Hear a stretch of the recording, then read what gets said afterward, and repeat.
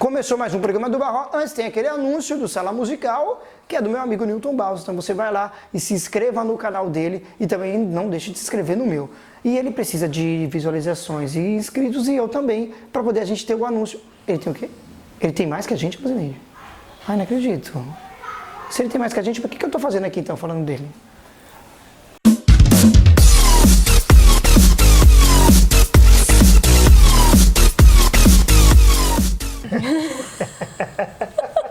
Tá com vontade de rir. Gente, começou mais um programa do Barro. Eu estou aqui com a Érica na casa dela. E aí eu soltei um peido antes da gente gravar. E aí por isso que eles estão assim rindo da minha cara.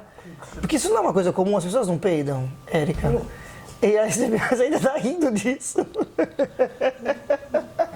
O outro teve a unção do riso ali, quase se engasgou. Isso vai pro programa? Vai, já começou o programa do Barro. Você esqueceu que não tem edição, não tem frescura no programa do Barro? Te esqueci. Ah, e você tava achando que era zoeira mesmo? Que eu ia falar isso e não ia pro ar. Mas já está. Começou, então, vou falar tudo de novo. Começou, então, gente, o programa do Barro. Eles estão rindo porque eu falei que eu soltei um peido aqui antes da gente gravar. Ela está assim com o braço, né? Que o Newton Barros, com ciúme, jogou água quente em você. Que isso, Foi. Né? Isso não é feminicídio? Feminicídio. Eu poderia denunciar ele. Poderia denunciar. Nem seu marido fez isso com você. Não, meu marido nunca fez isso. Nunca fez isso, jogou Nunca água fez quente. Foi pior. Ah, tá, entendi. Ele, seu marido foi pior do que jogar água quente. Cara, eu imagino que deve ter sido. Gente, começou o programa do Barro e a gente tá fazendo aquele assunto de sempre, né? É. O pós-documentário, não tô brincando, o pós-documentário. Caramba, Eric, sabe o que as pessoas acham mais? Esse programa todo, o mês todo agora do mês de setembro, eu sempre vou estar aqui com alguém que participou do documentário. Você foi a primeira agora, que eu acabei de inventar isso. Isso Semana é que vem ótimo. talvez vai ter o Jefferson, vai ser o Marcelo, vai ser alguém, que eu acabei de inventar isso. Ô, Érica. E você acha que pra você levou muito tempo pra poder você dizer isso assim abertamente pras pessoas? Levou um pouquinho. Na verdade, eu nunca tinha, nem meu marido sabia desse Essa acontecimento, dessa história. Ele soube no dia do que a gente gravou? eu Não, acho já sabia que sim, antes, né? Não, ele já sabia antes, deve ter falado pra ele antes. Não, nunca cheguei a comentar sobre isso, não. Caramba, Na verdade, que nunca coisa. comentei com ninguém, na verdade. No dia ficou sabendo... Você falou mais naquele dia lá dos adolescentes lá na palestra lá. Sim, Foi uma das primeiras vezes que você falou. isso. O raso, assim, muito pouco. Entendi. E depois você falou, assim, em primeira mão, por documentário, Isso. como você é legal, né? E, Porque eu Érica? ficava super incomodada de falar, de compartilhar essas Não, coisas claro, e lógico. a pessoa achar que, tipo, uma menina de 5, 6 anos é invenção da cabeça dela. E geralmente você nunca lembra, né? As coisas da sua infância. Mas alguns estudiosos, né, algumas pessoas que estudam muito essa coisa da neurociência e tal, falam que consegue sim. Se você puxar bem na memória, você consegue lembrar coisas de quando você tinha mesmo 5 ou 6 anos de idade. E você demorou para poder falar, mas hoje porque você pensou que tem pessoas que passou por isso e falam, alguém precisa também colocar isso para fora. Sim, o start maior para mim poder falar sobre esse assunto foi quando eu comecei a trabalhar com os adolescentes mesmo, porque, nossa, é cada coisa, porque a gente, olhando de fora, a gente olha, nossa, são só adolescentes problemáticos, com frescura. Mas quando você começa a estudar, a ter um relacionamento com eles, a realmente conhecer... Que foi? que foi? Que foi que você parou? E aí você decidiu então falar porque você começou a trabalhar com adolescentes. Sim, então, o que ocasionou mesmo pra mim libertar isso, né, foi quando eu comecei a trabalhar com os adolescentes mesmo. Porque você olhando de fora, você acha, são só adolescentes, é mimimi, não tem nada, é frescura. Mas quando você conhece eles, você vê que tem histórias ali macabras, né, de pais que não amam o filho, de mães com problemas de relacionamento dentro de casa, com adolescentes que se mutilam, que se cortam, nossa, uma coisa de louco. Ou alguém que joga água quente. Ou né, alguém que joga... Não é água quente, foi o café, né? Foi o café. Foi o café. Alguém que vira o café em cima da mão. Isso daqui pode estar feinho, mas é porque tá dolorido, tá ardendo, que só. Isso. Eu fui fazer um café hoje, de manhã, pro Newton Barros. E acabou que o negócio do café virou bem na minha mão. Aí ele... Esse é o motivo dela estar com a mão. Esse é o motivo de eu estar com essa mão branca. Aí eles queriam que trocasse de lugar porque estavam achando que estava feia a mão. Mas eu falei que a gente já explicou no começo da mão.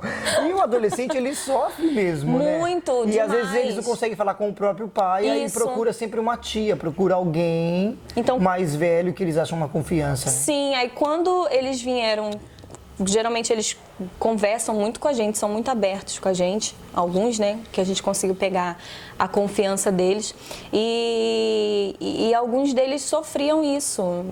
Uma sofreu um abuso dentro de casa também e foi onde eu falei, meu Deus, eu também já passei por isso, então eu tenho como ajudar ela, pelo menos desencadear o perdão, porque se você não perdoa, a tua vida fica literalmente destruída, não tem pra onde correr, não tem pra onde ir. Ou também tem a outra opção, se a pessoa fala, beleza, eu não quero perdoar, mas eu posso denunciar.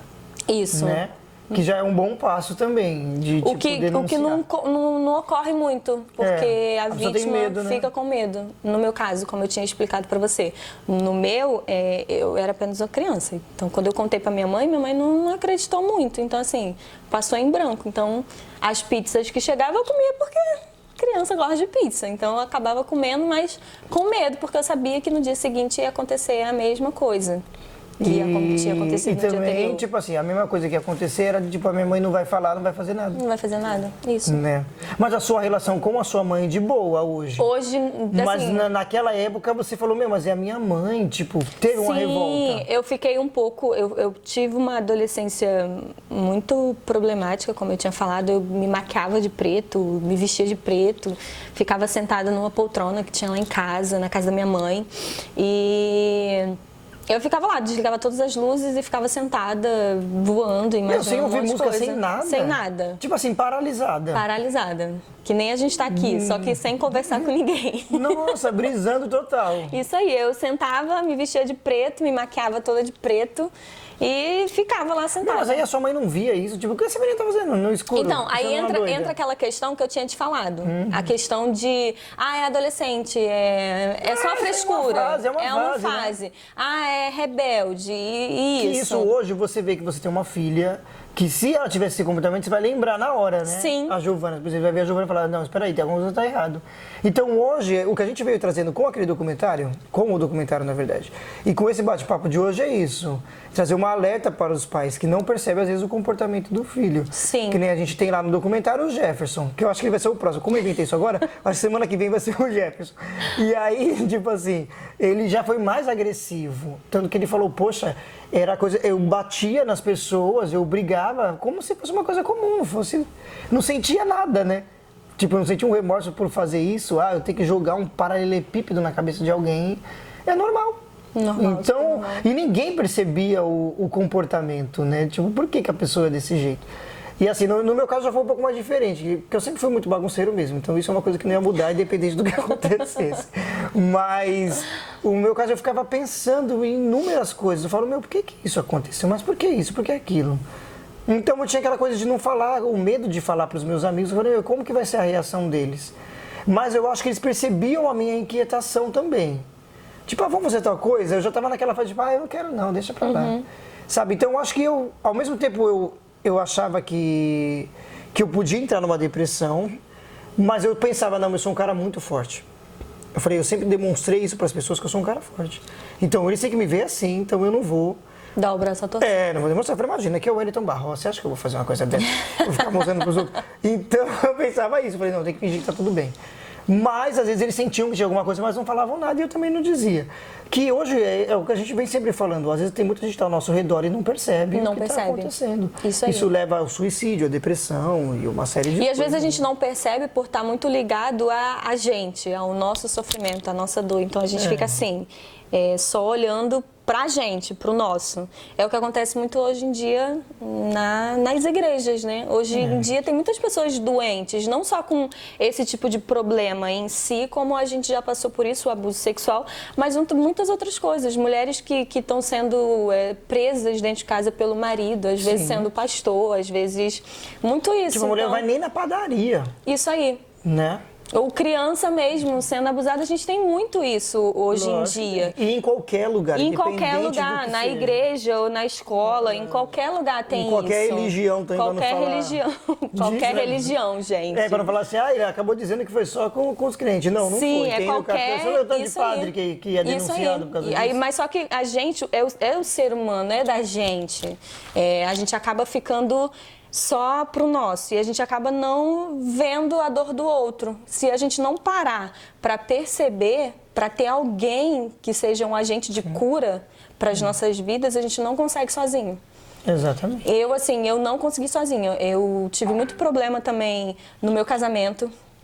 Isso que aconteceu comigo acabou me atrapalhando também no meu casamento. Tinha muitos problemas. Porque uma coisa puxa a outra. Foi mãe cedo, né? Fui mãe cedo. Fui mãe na adolescência, com 16 para 17 anos. Caramba! Mãe muito cedo. Então, assim, foi uma junção de coisas.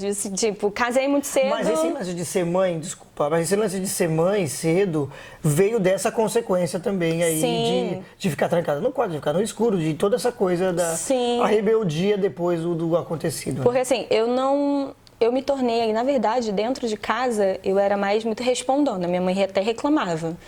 Você é muito respondona. Aquele negócio de mãe, vou cortar sua língua. Então tinha muito isso. Então assim, tinha a língua muito afiada, vamos dizer assim. Então, quando eu casei, eu extravasava isso na base do ringue, porrada mesmo, comia solto.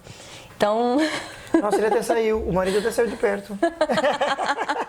Ele até saiu. Então... Ele até saiu, ele tá aqui na gravação, ele até saiu. Tipo assim, nossa, eu vou até sair de perto, parece que ela quer me bater de novo, né? Então eu extravasava muito isso, o que tinha acontecido comigo eu acabava descontando nele, mas na verdade a culpa não era dele. Que não tinha nada a ver, e que também ele nem sabia disso. E que não sabia. Né? Eu acho que ele ficou sabendo nesse documentário. Acho que eu nunca cheguei a comentar com isso. Porque assim, a gente nunca entrou num assunto. Por que o casal? Porque... Não, comigo também. Não falou assim, mas por que você nunca falou antes? Eu falei, ninguém também nunca tocou nesse assunto. Eu não teria problema em dizer. Mas ninguém nunca tocou e eu também não estava afim. Não tem uma conversa. Eu vou te falar o que aconteceu. Não vou fazer isso do nada. A gente nunca falou sobre abuso para poder entrar nisso. Então assim, a gente não chegava assim, vem cá, do nada hoje eu acordei e eu quero falar pra vocês que um dia eu fui abusado sexualmente. Não, ninguém vai fazer isso. Ninguém vai fazer nada. isso. Do nada. Você tá falando isso por quê? Se ninguém entrou nesse assunto. Então não é uma coisa de ficar sempre se falando. Mas eu entendi o que você quer dizer. Que tipo, isso acarretou uma série de coisas. Uma série de coisas. Aí eu engravidei. E trouxe até problemas pro casamento. Sim, eu engravidei muito cedo. Com 16 para 17 anos fui mãe. E a minha preocupação, assim, tanto com a minha filha quanto com os adolescentes que a gente trabalha. Sim. Porque a gente gerou um amor tão grande por eles que a gente tem todo um cuidado com eles. E não só com eles, mas pela minha filha também. Porque o que eu passei, eu não quero que outras pessoas próximos, e não só próximos. Lógico. Outras pessoas... Esse documentário... Ninguém, isso. Esse documentário foi ótimo, porque é um documentário que o meu não vai chegar, não vai ter a proporção de que um documentário vai ter. O documentário tá aberto aí, gente. Inclusive, acessem. Tá, por favor, vejam lá. Vejam. Todo mundo ficou me xingando, falando assim, mas tá muito longo. Eu falei, não interessa. Quem quiser ver até o final, quem não quiser, não vê. É porque a gente está acostumado com fast food, coisa rápida. Então, assim... É engraçado, a pessoa assiste uma série lá, uma temporada inteira, com várias horas lá. Assiste, gente. Esse é um vídeo só. O documentário tá lindo. Choro de uma criança, tá isso muito aí, bom. Tá né? Não vamos dar mais spoiler, deixa assim, vamos dar mais spoiler. Deixa o povo ficar com... Eles ficarem curiosos. E aí agora eu resolvi fazer esse programa do Barro Especial o mês inteiro, que eu não sei como que eu vou fazer agora, mas eu vou fazer, você foi a primeira. Então semana que vem pode ser o Gerson, pode ser o Elias ou o Marcelo, não pode sei. Pode ser qualquer um de vocês. Pode ser qualquer um. Mas vai continuar o especial aqui nesse mês, especial Choro de uma Criança. E então a gente decidiu, quando eu decidi fazer esse documentário, eu falei, não, eu não quero só a minha história. E o que mais foi engraçado é que eu também não sabia da dela, mesmo a gente se conhecendo. Sim. E depois ela contou, eu falei, mas como assim você não falou? Eu falei, então agora você vai participar do meu documentário. Eu falei, não, tudo bem, eu participo. E o que todo mundo me pergunta, lá em São Paulo, que todo mundo me pergunta sempre é aquela coisa, mas e quando você vê a pessoa, como você fica? Você não sabe. E agora eu vou perguntando isso pra você. Quando você vê numa boa, quando você vai visitar a sua mãe, você vê mas tipo assim, tipo, eu carrego hoje como uma experiência, tipo isso. Eu não tenho sentimento nenhum. Ruim, De nada. De raiva, de ódio, de nada. Até mesmo porque você liberou o perdão, né? O Sim, negócio do até perdão. porque eu carreguei isso por muito tempo e isso É. me atrapalhou muito, me prendeu muito, não só nas minhas emoções, mas espiritualmente também. Sim, porque até mesmo que assim, o que acontece, o problema é com a gente Sim. vai ficando com raiva com isso e a pessoa tá lá, tipo, numa boa, entendeu? Praticamente, né? Teoricamente. Numa boa. Eu postei esses dias no meu Face que quando você tá... A falta de liberar perdão faz com que você beba um copo de veneno achando que você está matando a outra pessoa, mas na verdade você está se matando, né? Porque hoje em dia eu vejo muito... Eu vejo ele, minha mãe continua casada com ele, mas não tenho mágoa nenhum, ressentimento nenhum. Eu vejo ele normal, não tem. É como se eu estivesse vendo você e não tivesse sentimento nenhum, nem de raiva, nem de ódio, nem nada. E isso é muito bom, porque é uma paz dentro da gente muito maravilhosa, que antes eu não tinha. Eu ficava atordoada, eu ia pra lá e ficava doida da vida, querendo vir embora, sair. Imaginável. Não ver a pessoa. Mas hoje em dia eu nem ligo. E ainda durou um tempo, né? Mesmo depois disso acontecer, você ainda ficou dentro da casa, Sim, né? eu morei lá. E tipo assim, olhando e tá, beleza, e aí? Ninguém vai fazer Eu passei nada, a minha né? adolescência e Tipo, um ninguém vai pouco fazer nada. da minha... Porque depois eu tive a Giovana, eu fiquei o resguardo também da minha gravidez lá com a minha mãe. E depois eu vim pra minha casa. Entendi. Mas é super tranquilo. Pra mim, hoje em dia, é de boa. Legal, Parça. Gente, esse foi o bate-papo aqui com a Érica, que foi muito bom. Gostei Foi de ficar ótimo. conversando aqui. Dá Muito vontade de obrigada por ter me falar, né? convidado pro seu Mesmo relâmpago, documentário. mesmo inventando isso do nada, né? Gente, pra quem não sabe, tá lá no documentário também, vou dar spoiler. A gente convidou o Barró pra vir dar uma palestra pros adolescentes e nessa palestra ele acabou falando da história dele, contou assim, muito pouco, muito raso.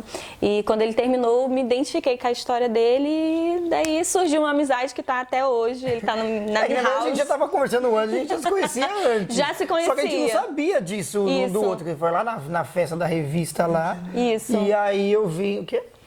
Mas tá no Rio de Janeiro. Ah, é verdade, eu esqueço gente que eu tô aqui no Rio de esqueceu. Janeiro. Não, ele tá falando comigo, às vezes quando eu falo como se eu estivesse em São Paulo, mas Em agora São então, a gente tá Paulo. gravando aqui no Rio de Janeiro. Que inclusive eu tô na sua casa, né? Que Mas é no mania, Rio, tá, gente? É mania, que é aqui no Rio, aqui no Rio de Janeiro. Barra da Tijuca, a gente tá aqui no Rio. Eu gostei da vista aqui. Gostou? Muito legal. Muito show, né? E gostei também da vista chinesa. Eu achei muito legal lá de cima da vista chinesa. E aí, gente, a intenção sempre foi e sempre será essa, ajudar alguém que já passou por isso e trazer essa alerta para os pais. Érica, Seja- mais uma vez, muitíssimo Muito obrigado. obrigada. Você fala assim, seja o quê? Seja um agente de cura na vida de outras pessoas. Isso, olha, a gente gostei disso. Gostou? Agente de cura. É verdade, gostei disso. Um agente de cura. É o que você tá sendo agora. É, exatamente, eu queria falar, é o que a gente está fazendo agora. Não só a gente, como os outros que participaram também. Né? E agora tá bom, o Creuza e Newton Bass, a gente vai embora. Eles estão xingando a gente, vai ficar muito tempo, que nem ficou no documentário. No documentário, ninguém vai querer ver. Tchau. Tchau, gente. Fica com Deus. Ai, cara.